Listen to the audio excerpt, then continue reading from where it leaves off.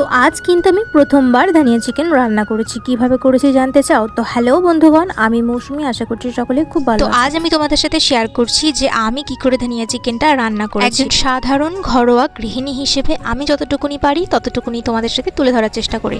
হ্যাঁ, হয়তো এটা বানাতে অনেক ভুল ত্রুটি হয়েছে, তবে বিশ্বাস করো খেতে কিন্তু সেই স্বাদ হয়েছিল।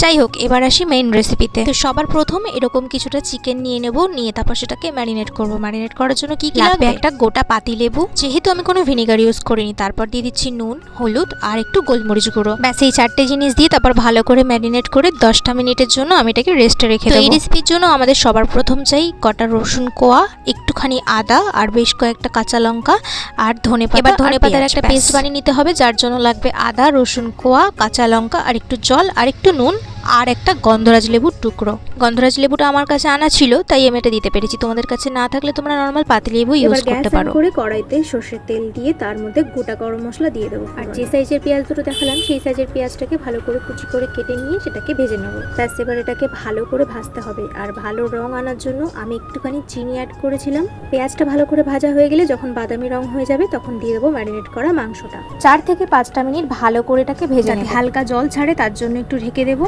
4-5 মিনিট পর ঢাকাটা খুলে তারপরে দিয়ে দেবো ধনেপাতার পেস্টটা। আলাদা করে কিন্তু আমি কোনো জল ইউজ করিনি, খালি মিক্সির গায়ে লেগে থাকা মশলাটার সাথে একটু জল অ্যাড করে দিয়ে এর মধ্যে দিয়ে দিয়েছিলাম। তারপর আবার কিছুক্ষণ ঢাকা দিয়ে দিয়েছিলাম। ঢাকা খুলে তারপরে আবার দিয়ে দিলাম ফ্রেশ ক্রিম। আমার কাছে এটা ছিল তাই আমি দিয়েছি, তোমরা এর জায়গায় কিন্তু দই একটু ফেটিয়ে দিয়ে দিতে পারো। ব্যাস তারপরে দিয়ে দেবো একটু চেরা কাঁচা লঙ্কা। আমি চেয়েছিলাম কাঁচা লঙ্কার একটা সুন্দর ফ্লেভার আসুক, তার জন্য আমি কিন্তু আরও একবার কাঁচা লঙ্কা চেরা দিয়ে ঢাকা দিয়ে দিয়েছিলাম। ব্যাস ততক্ষণে আমার মাংসটাও ভালো করে সেদ্ধ হয়ে গেছে। ঢাকা খুলে যখন নামিয়ে নেব তার আগে একটুখানি দিয়ে দেবো চিনি, যেটা আমি দেখাতে ভুলে গেছিলাম, আর দিয়ে দেবো একটু গোলমরিচ গুঁড়ো। ব্যাস, আর এই সময়টা এত সুন্দর একটা গন্ধ বেরোবে, দেখতে পারবে তোমাদের এমনিতেই খিদে পেয়ে যাবে। ব্যাস এরপরে 1 মিনিট মতো নাড়াচাড়া করে তারপর নামিয়ে নিলে। আর এই ধানিয়া চিকেনের জন্য আমি করে নিয়েছিলাম একটু কড়াইশুঁটির কচুরি। তো তোমরা খেয়েছো, তবে এইভাবে পরোটা করলে কিন্তু সেটাও ভালো লাগে। কড়াইশুঁটির পরোটা আমি কি করে করলাম সেটাও কিন্তু আমি তোমাদের সাথে শেয়ার করেছি। ভিডিওটা কেমন লাগলো অবশ্যই কিন্তু একটা কমেন্টের মাধ্যমে